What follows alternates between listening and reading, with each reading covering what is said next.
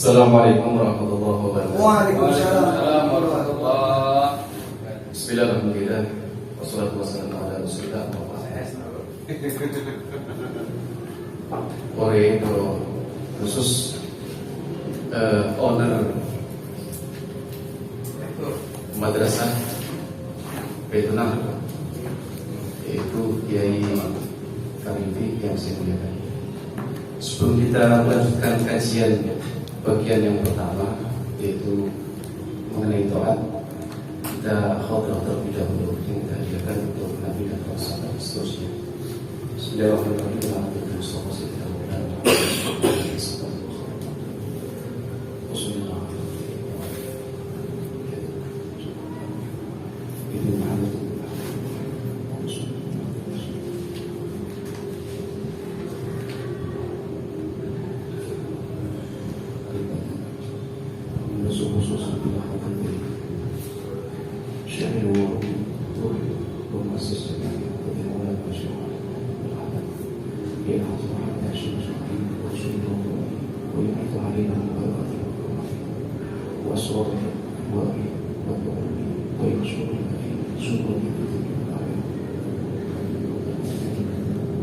Al-Fatihah.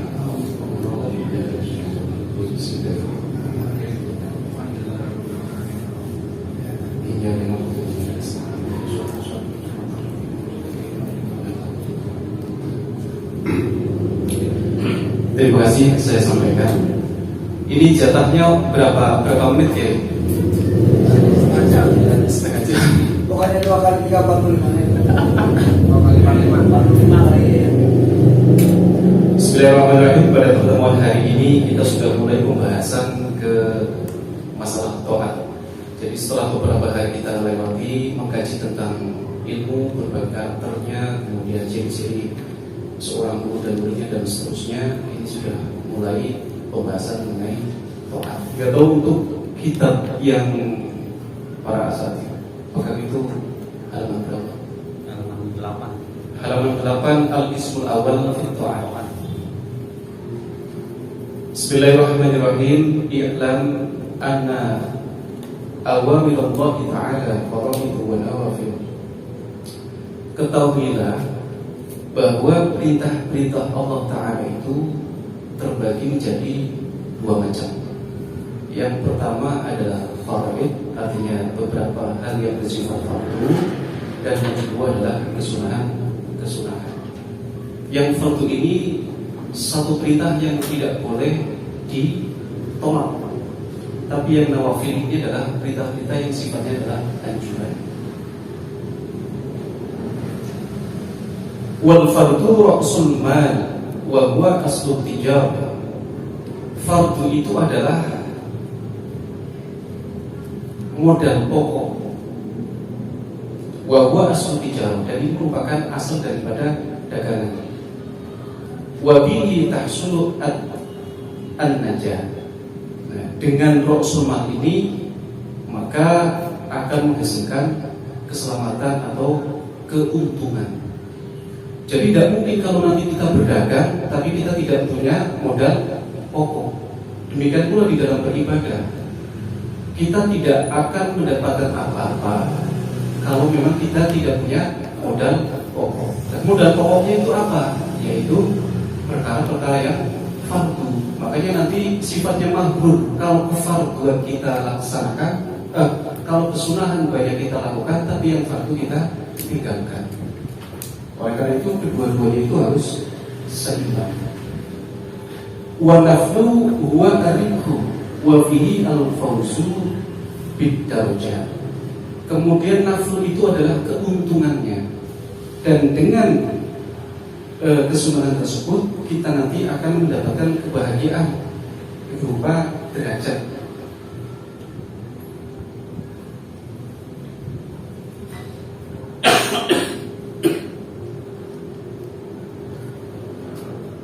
Yaqulullah tabaraka wa ta'ala.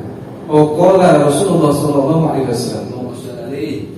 Nabi kita bersabda, Yaqulullah tabaraka wa ta'ala. Allah berfirman, ma taqarraba ilayya al-mutaqarribun bimithli adai ma taraktu alaihi. Ma taqarraba ilayya al-mutaqarribun, tidaklah orang-orang yang mendekatkan diri kepadaku dengan melaksanakan apa yang aku fardukan kepada mereka. Wala yazalul 'abdu yataqarrabu ilayya bin nawafil hatta uhibbahu. Dan seorang hamba yang senantiasa mendekatkan diri kepadaku dengan menunaikan kesunah-kesunahan, hatta uhibbahu, hingga aku mencintainya. Lalu kita kembali ke komentar-komentar Imam Nawawi.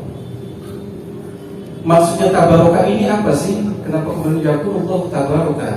Ay tazayyada ihsanan. Artinya Allah itu akan memberi kebaikan kepada mereka. Makanya di sini tabarokah. Wa ta'ala ay tanazzah amma la yaliqu bihi. Artinya memang Allah itu dibersihkan dari segala sifat-sifat yang tidak patut untuk disematkan kepada Allah. Ay fil hadis wal kalamil qudsi.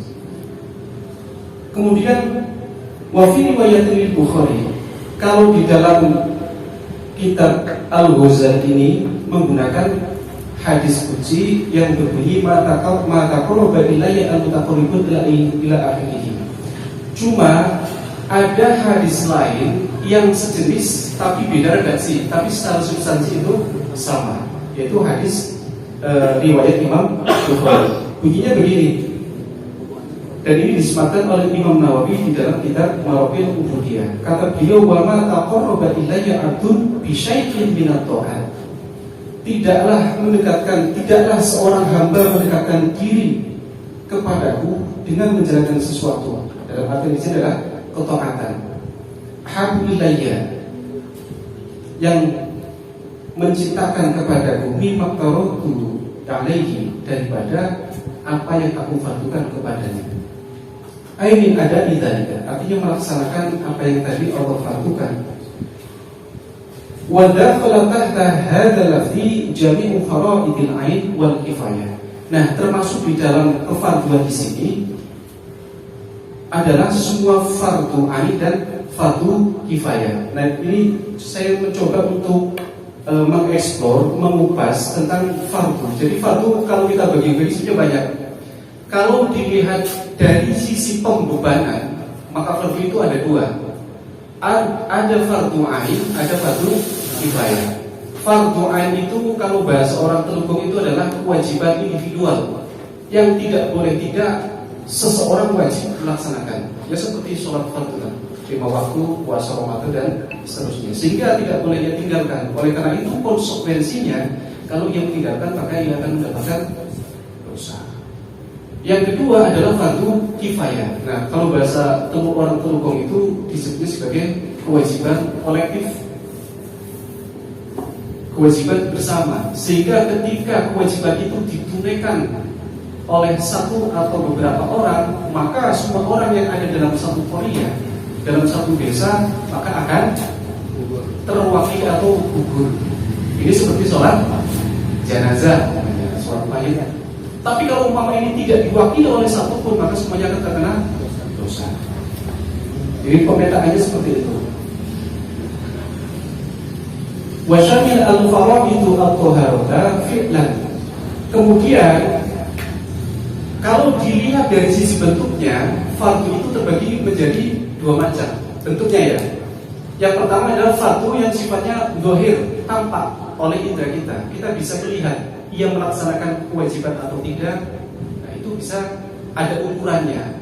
Seperti orang-orang yang tampak oleh kita menjalankan ibadah puasa, menjalankan sholat, atau ibadah-ibadah maliyah, umpamanya memberikan zakat, sedekah dan seterusnya. Itu namanya ibadah zahir. Nah, ibadah zahir ini juga nanti ada yang fi'lan, ada yang tarkan. Jadi luar biasa Imam Nawawi memetakan masalah ini. Yang pertama untuk ibadah zahir atau ibadah fardu zahir, ini yang pertama adalah fi'lan.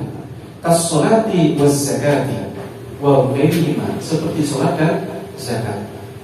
Nah, ibadah ini kalau kita urai lagi juga banyak. Ada ibadah badaniyah, ada ibadah maliyah. Badaniyah mencakup qauliyah dan termasuk qalbiyah ya. Karena ini tiga ini merupakan unsur yang harus saling terkait. Ketika sholat, maka hati tidak boleh ditinggalkan, lisan juga, dan demikian gerakan jawarih anggota kita. Terkecuali ini berarti normal kan? Jadi normal ini dalam rangka hukum normal. Idza doko ittasa'a wa idza tasa'a doko gitu kan. Jadi kalau kondisi itu sempit, maka hukum melebar. Seperti babi itu haram kalau memang keadaannya itu normal. Kenapa? Ada nasi, ada ote-ote, ada bakwan dan seterusnya, sehingga ada pilihan lain, maka babi itu haram.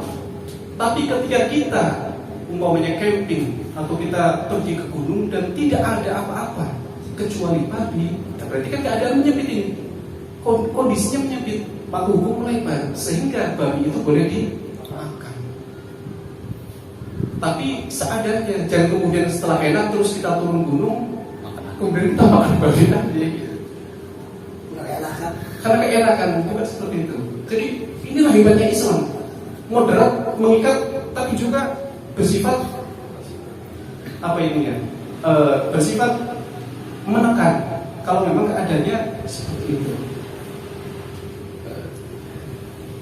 Wa ghairima minal ibadat, watarkan, kemudian ibadah fardu yang lainnya adalah dalam bentuk peninggalan seperti zina. Ini ibadah fardu zahirah, yaitu zina, wal qatl, dan membunuh. Wa ghairima, dan selain keduanya, minal muharramati, dari hal-hal yang diharamkan.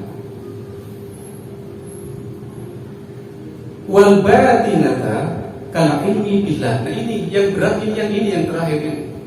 Kemudian yang kedua adalah ibadah fardu yang sifatnya batin. Dalam ini sudah urusan masalah batin. Seperti apa contohnya? Kal ilmi billah, seperti kita mengetahui kepada Allah. Ini bukan ma'rifat ya. Karena ini ilmi, nah ilmi biasanya instrumennya adalah akal, pikiran, kemudian indra. Makanya siapapun boleh, kita harus mengetahui Allah melalui pikiran kita. Ya tentu yang kita kaji adalah ilmu kalam, akidah. Tapi kalau nanti sudah ma'rifat, kemudian instrumen atau alatnya adalah kholq, dzauq, dan seterusnya, itu nanti sudah beda lagi. Nah, di sini ibadah fardu yang batin adalah ka'ilmi billah. Nah, sudah kita mengetahui Allah sebagai bentuk pernyataan ibadah fardu batin. Nah, ini yang kadang sering ditinggalkan, sehingga kadang kita ibadah tapi kita tidak mengenal siapa yang kita sembah, kan kita repot sekali ya. Sementara kita malas untuk mengkaji tentang ilmunya. Wal hubbillahu, dan mencintai Allah, wa tawakkal alaihi, dan bertawakal kepada Allah, wal khaufi minhu, dan takut kepada Allah. Dan semuanya ini kan dijelaskan secara jelas di dalam kitab-kitab yang berkaitan dengan ilmu ini.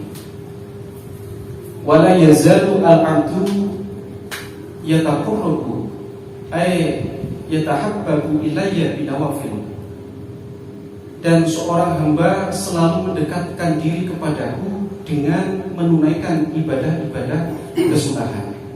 Nah, ibadah-ibadah kesunahan ini kemudian ditafsir oleh Imam Nawawi di sini adalah at-tatawwu'i min jami'i sulukil ibadati. Artinya ibadah-ibadah kesunahan dari semua kategori ibadah sunnah.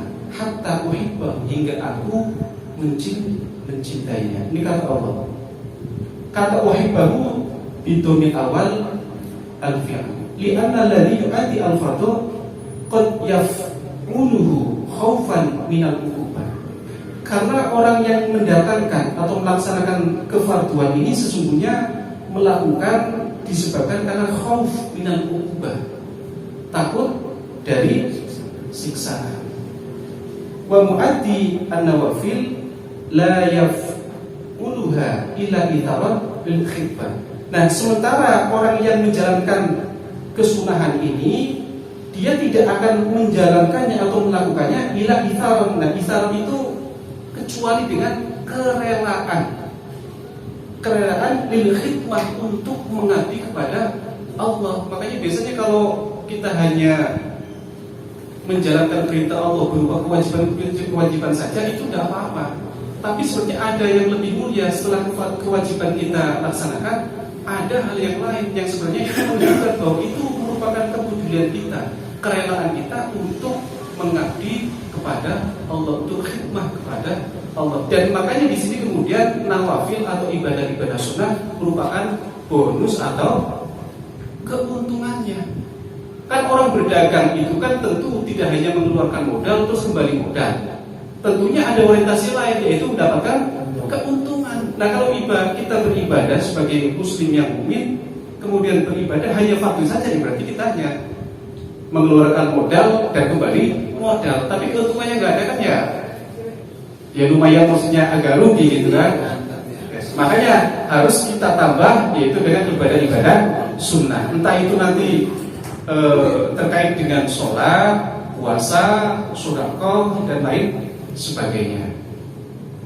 Yaitu kita dengan menjalankan ibadah sunnah.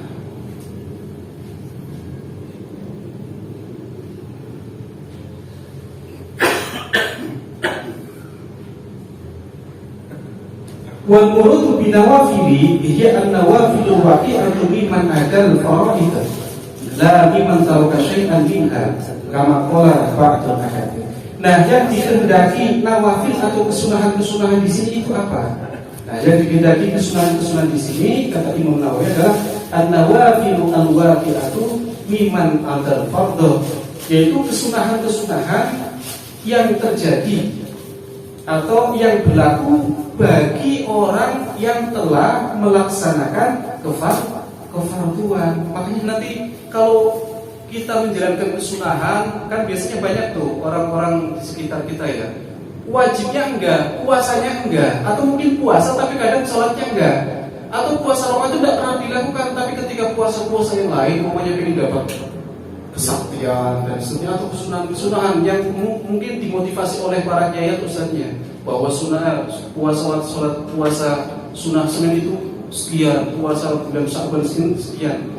Sementara ketika bulan Ramadan dia sibuk dengan pekerjaannya.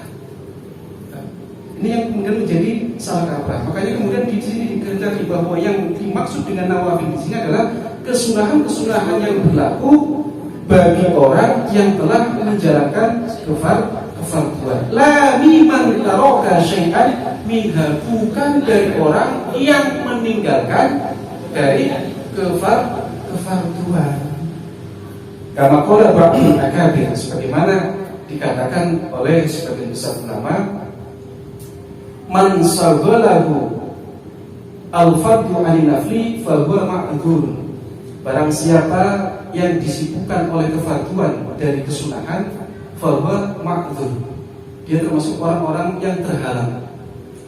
Terus yang kedua, wa man saghalahu an-naflu 'anil fati fa huwa mahrurun. Dan barang siapa yang menyibukkan dirinya pada kesunahan-kesunahan daripada kefarduan, fahuwa maghrurun, dia menyibukkan kesunahan sementara kefarduannya itu terbengkalai, maka dia termasuk maghrur, orang yang tertipu, orang yang terkena tipu daya.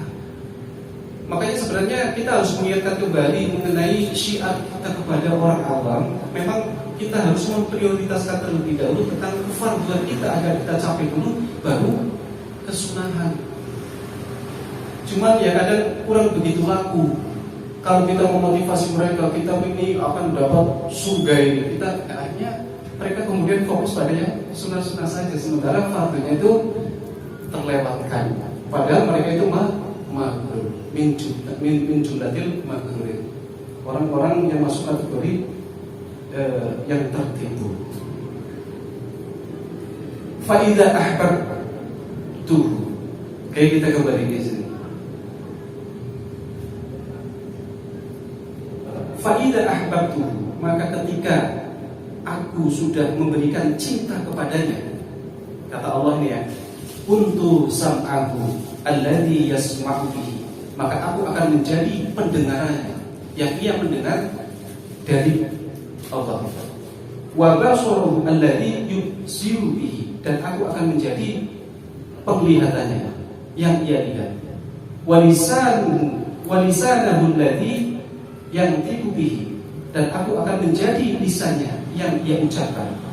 Wa yadahu allati yabtishu biha, dan aku akan menjadi tangannya yang bisa menggenggam. Wa rizlahu allati yamshi biha, dan Allah akan menjadi kakinya yang bisa melangkah. Kalau Allah sudah mencintai diri kita, maka justru Allah akan menyerahkan segalanya, termasuk ia menjadi pendengaran, menjadi lisannya, menjadi kaki dan seterusnya. Kurang apa lagi kemudian sampai Allah menyatakan hal tersebut di dalam hadis qudsi. Nah, kemudian apa yang dikehendaki dengan aku mencintainya? Ketika aku mencintainya, nah, di sini adhabtu hubbi, artinya Allah sudah menyatakan atau menjelaskan kecintaannya kepada abd tersebut. Ba'da taqarrubihi ilayya bima dzukira, setelah seorang hamba itu mendekatkan diri kepadaku, kata Allah, bima dzukira, dengan apa yang telah dijelaskan di atas. Fa inna hubbahu ta'ala qadimun ghairu habisin, maka sesungguhnya cinta Allah Ta'ala itu qadim, bukan hadis. Jadi keterkaitan Allah itu memang semuanya qadim. Jangan pernah kemudian kita menganggap itu hadis. Ini sudah bagian dari rencana Allah yang bersifat azali. Kuntu sam'ahu alladhi yasma'u bihi wa basaruhu ila akhirih. Kemudian di sini kuntu habidhu a'dha'ihi, artinya Allah ini akan menjaga anggota-anggota si abd yang sudah cinta kepada Allah dan Allah cinta kepadanya. Sudah siap dia Allah itu menjadi penjaga. Wahami akhra'ihi ayataharaka bi ghairi ridha'i, dan Allah juga siap menjadi pelindung. Wa huna maknan adwanu min dzalika wa innahu la yasma'u illa dzikri. Oleh karena itu sesungguhnya hamba ini tidak akan mendengarkan segala sesuatu illa dzikri, kecuali ia zikir kepadaku. Kemudian wala yanzuru illa fi ajaiba malakuti, dan seorang hamba ini kalau sudah cinta dan Allah sudah mencintainya, maka hamba ini tidak akan melihat kecuali dalam keajaiban malakutiyah.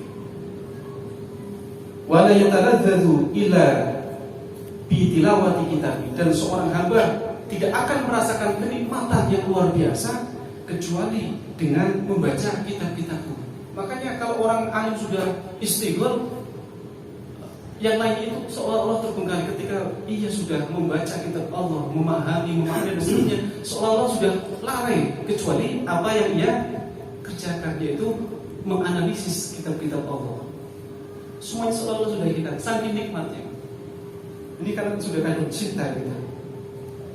Wala ya'nasu illa bimunajati, dan tidak akan ketenangan yang dilakukan oleh seorang hamba atau dialami oleh seorang hamba ila munajati, kecuali sudah bermunajat kepadaku. Ya ini mungkin contohnya ini lagi kami kalau sudah malam kemudian sudah bermunajat ya, maka semuanya sudah hilang kecuali yang hadir itu Allah di dalam kalbunya kan. Dia tidak akan mendengarkan apa-apa kecuali pun sudah zikir dia. Kecuali sudah ingat, dan ingatnya cuma Allah. Semua selain Allah itu nggak ada. Apalagi sudah masa ekstase dia kan. Sudah mabuk, tapi bukan mabuk dengan dunia, bukan mabuk dengan yang lainnya, tapi sudah mabuk dengan Allah itu. Allah. Wala yamuhu yadahu illa bima fihi ridha'i. Kemudian tangan seorang hamba tidak akan menggapai kecuali apa yang gapai adalah sesuai dengan ridhoku. Wala yamshi bi rijlihi illa fi ta'ati, dan seorang hamba tidak akan melangkah dengan kakinya kecuali untuk ketaatan atau bertaat kepada. Jadi semuanya sudah fokus hanya Allah.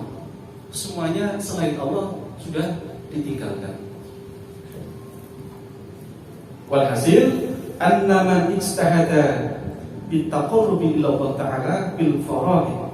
Nah, kesimpulannya orang yang bersungguh-sungguh bertakarrub atau mendekatkan diri kepada Allah Ta'ala dengan menunaikan beberapa kefardhuan, tsumma binawafil, kemudian dengan kesunahan-kesunahan, qarrabahu Allah Ta'ala ilaihi, maka Allah akan mendekatkan dirinya kepada hamba tersebut. Makanya begitu, kalau kita sudah dekat dengan Allah, maka Allah akan lebih dekat. Kalau saya sudah cinta kepada Allah, maka Allah akan lebih mencintai. Kurang apa seperti itu kan ya? Kurang yakin sebenarnya. Itu. Terus waraqahu min darajatil iman ila darajatil ihsan. Kemudian Allah akan meningkatkan derajat keimanan menuju derajat keihsanan. Jadi sudah Islam selesai, iman, maka puncaknya adalah ihsan. Nah, ihsan nanti kita terbagi ke moral etik atau akhlak kita sesama manusia, dan puncaknya nanti ke tasawuf. Karena sudah ke tasawuf, sudah pembahasan pada batin kita. Kita sudah mulai memanage batin kita, sehingga batin kita itu sudah tidak terpengaruh oleh apapun kecuali memang Allah. Nah, seolah-olah pada tingkat ini kita ya menjadi jabari, ya fatalis gitu. Karena semuanya bergantung kepada Allah Subhanahu wa taala. Fayasiru ya'budullah ta'ala 'ala al-khuduri wasyuki ilaihi ta'ala hatta yasir ila akhirih. Kemudian setelah seperti itu, maka seorang hamba itu menjadi menyembah kepada Allah Ta'ala 'ala al-khuduri, dengan kehadiran, wasyuki dan kerinduan kepada Allah Ta'ala, hatta yashira musyahidan lahu ta'ala bi'ainil basir, hingga orang tersebut sudah mulai menyaksikan pada Allah Ta'ala bi'ainil basir, bukan mata tapi sudah ainil basir, yaitu mata hati. Faka'annahu yarahu ta'ala, maka sesungguhnya pada saat itu ia seolah-olah melihat Allah Ta'ala. Fa'ina idin yang tadiku qalbuhu bima'rifatihi wa mahabbatihi, maka pada saat itu semuanya sudah selesai tadi, sudah kita kerjakan, sudah hamba kerjakan, maka hatinya ini dipenuhi dengan ma'rifat, mengenal lebih dekat kepada Allah, wa mahabbatihi, dan mahabbah kepada Allah. Tsumma la tazalu mahabbatuhu tatazayyada hatta la yabqa fi qalbihi ghayruha. Kemudian mahabbahnya ini tidak pernah berkurang, selalu bertambah, hingga kemudian di dalam hatinya sudah bersemayam bersemayam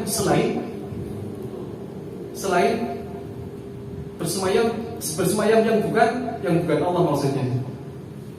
Fala tastati'u jawarihuhu in ba'asa yanba'isu antan ba'isa ila bimuwafaqati ma fi qalbihi, maka anggota tubuhnya sudah tidak mampu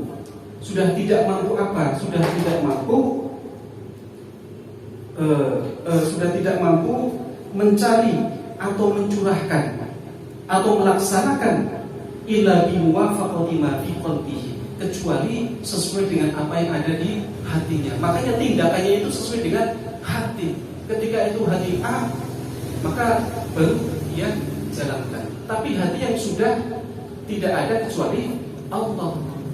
Nah, ini makanya nanti kalau di dalam tasawuf kan yang kemarin sudah saya jelaskan, ada khawatirul rububiyah. Jadi khawatirul rububiyah itu berupa ilham. Kemudian khawatirul malakutiyah itu lintasan yang datang dari malaikat. Nah, kalau orang yang posisinya atau kondisinya sudah semacam itu, maka khawatirul nafsaniyah dan syaitaniyah sudah tidak ada. Sehingga yang muncul adalah memang dari Allah. Maka ketika itu lintasan dari Allah, maka kemudian dia akan menjalankan dalam bentuk perbuatan tubuhnya.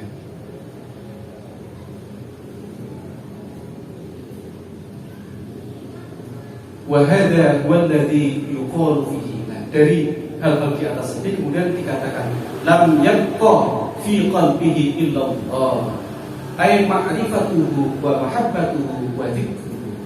Jadi puncaknya seperti itu. Maka tidak ada yang abadi di dalam hatinya kecuali Allah. Apa artinya ay ma'rifatuhu? Artinya ma'rifat kepada Allah.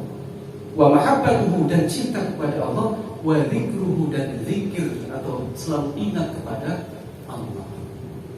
Yang lain ya diabaikan bonus saja. Kira-kira seperti itu ya guys ya. Karena tadi jatahnya setengah jam, ya kita setengah jam, nanti selebihnya kita lanjutkan di episode berikutnya. Kurang lebih itu yang bisa sampaikan. Apabila ada pertanyaan, saya kembalikan ke Kiai. Ini ada 10 menit atau 15 menit. Moderator pengatur selama puasa jadi mulanya. Itu saja, terima kasih. Saya akhiri dengan membaca hamdalah. Alhamdulillah. Silakan.